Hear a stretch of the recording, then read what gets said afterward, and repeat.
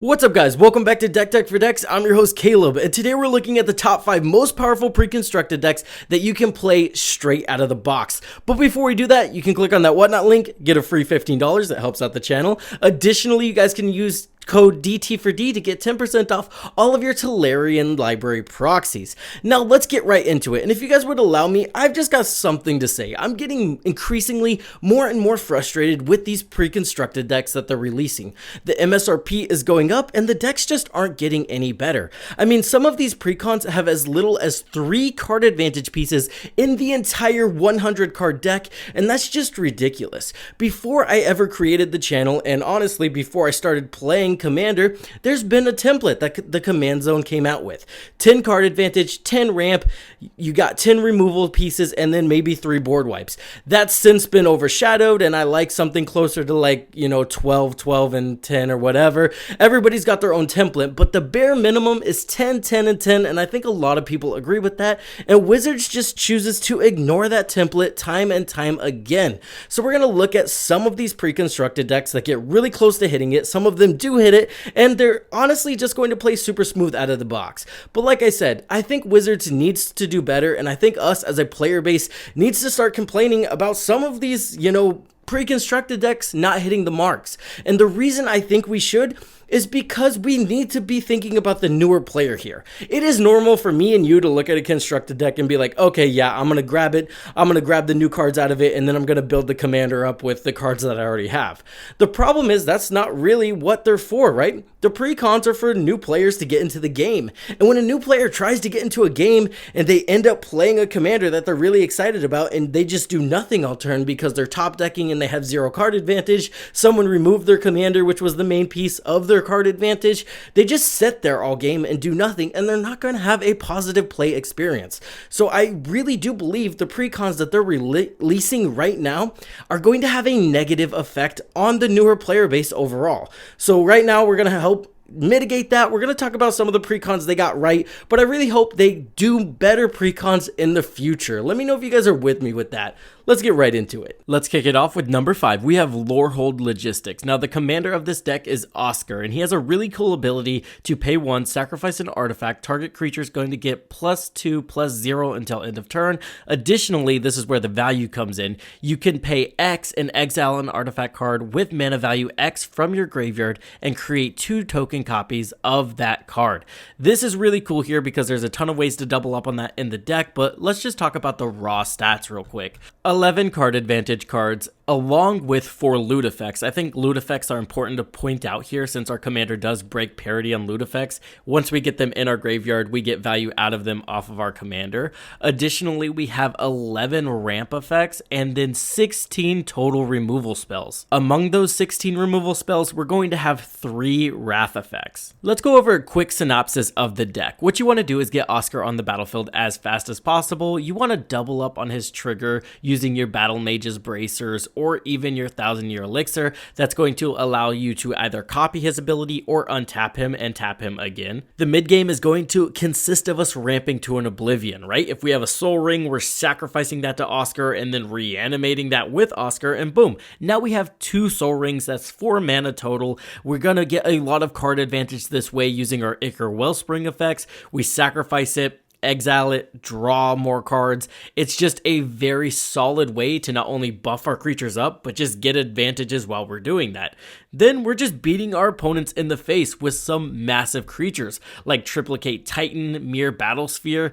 Even Sun Titan is going to make an appearance in this deck. It's just a super solid take on a Boros deck where you're generating a lot of value, you get a lot of ramp, a lot of card advantage, and then additionally you still have those massive beaters that hit people in the face. Number 4 is going to be the Virtue and Valor Precon. Elevir is going to be our commander of choice. Elevir says whenever Elevir of the Wild Court enters the battlefield or attacks, create a Virtuous Roll token. Attach that to another target creature you control.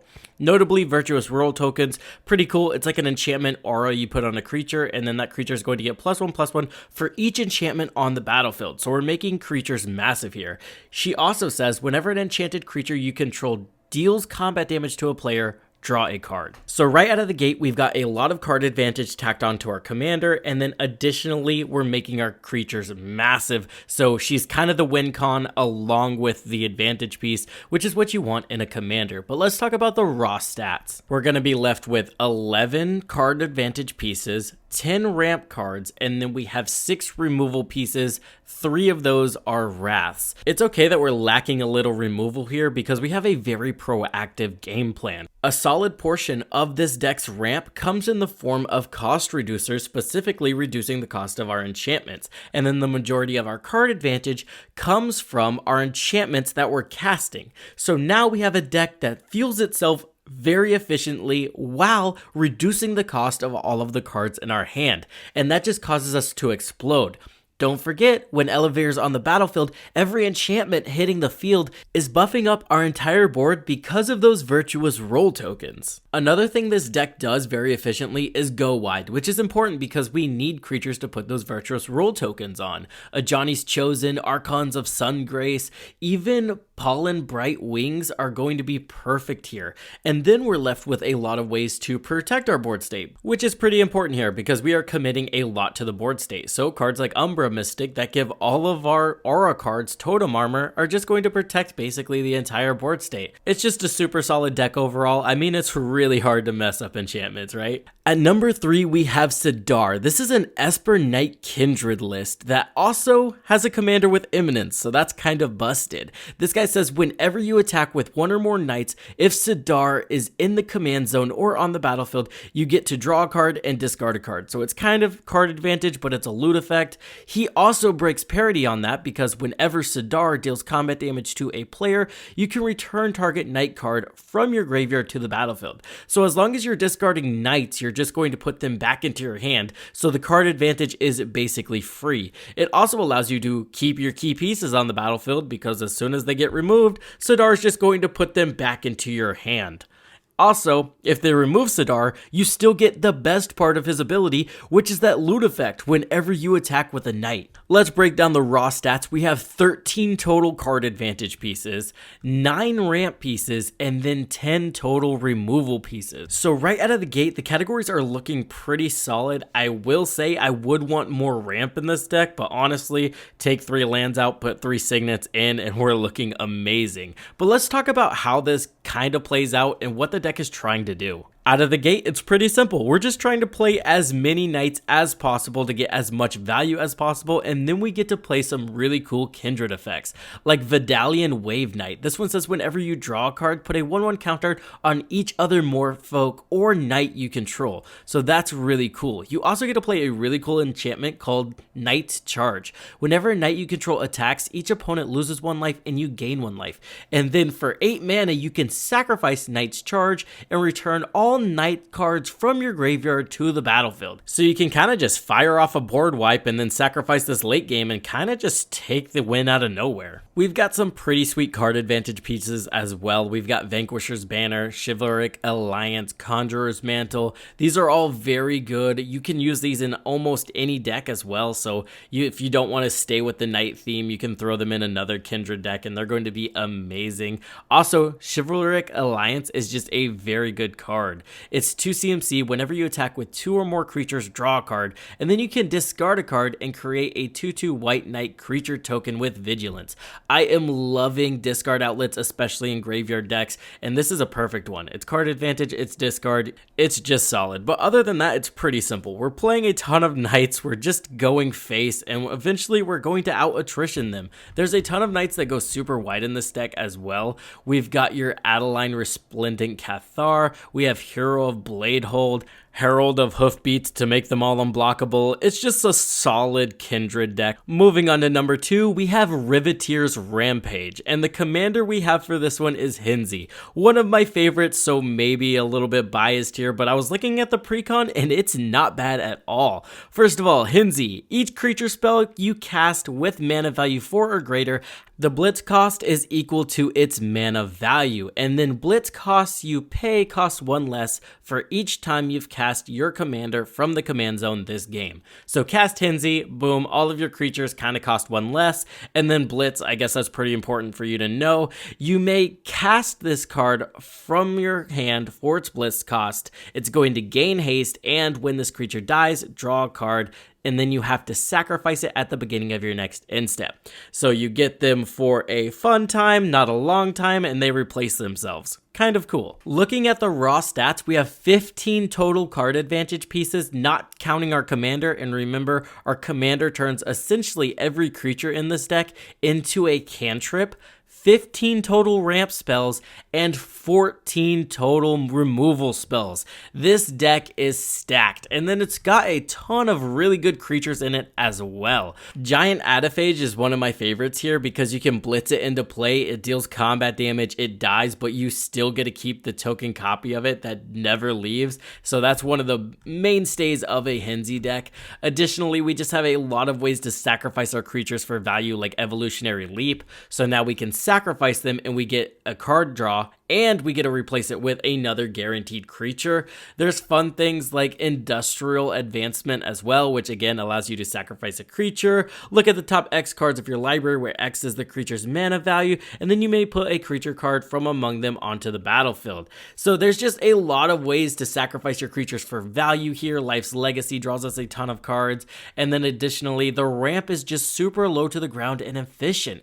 We have your Signets, your Explorers, your Farseeks, Rampant Growth, Kodama's Reaches. It's just the ramp you would want to see in your normal commander deck. The cool thing is also, with all that ramp in the deck, if they just keep removing our commander, we're okay with that because we're just going to keep casting him, and that's just going to further reduce the cost of all of our creatures in our hand. So you're kind of just like, damned if you do, damned if you don't.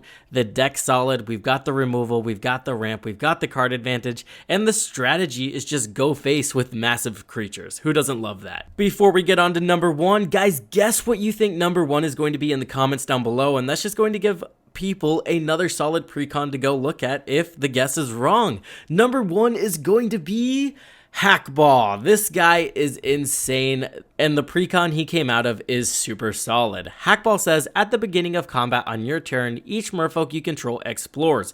Explore is, reveal the top card of your library, put that card into your hand if it's a land. Otherwise, put a 1/1 counter on the exploring creature, then put that card back on top of your library or into your graveyard. So you kind of get a loot effect. It's kind of card advantage, kind of not card advantage, kind of ramp, kind of not ramp, right? And then he also says, whenever Hackball of the Surging Soul attacks, you may put a land card from your hand onto the battlefield if you don't draw a card. So on top of putting lands into your hand, he also allows you to put them onto the battlefield. Now, why is this getting so high? Let's look at the raw stats first. 13 card advantage, 10 ramp, and 11 removal spells. The reason Hackball is getting number 1 here is because the card quality in the deck. A lot of the board wipes are one-sided, which we care about. There's a lot of protection in the deck, like Ripples of Potential, which I think is just an amazing card overall.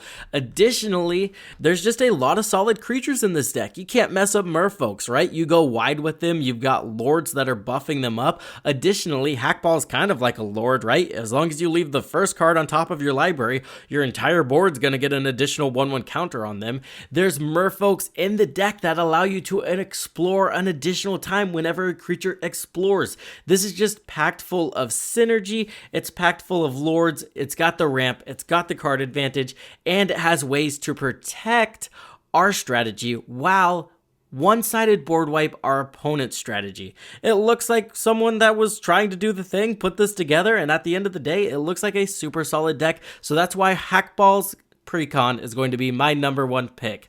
I hope this helped you new players out there. Let me know if you want more videos like this, and let me know what you think about the Precon situation overall. With that being said, thank you guys for watching. Shout out to my patrons, Irrelevant, Chicken Salad, Preator, The Professional Heal, and Excessum. You guys are amazing. I hope this helped you guys in your deck building endeavors, and I will see everybody in the next one.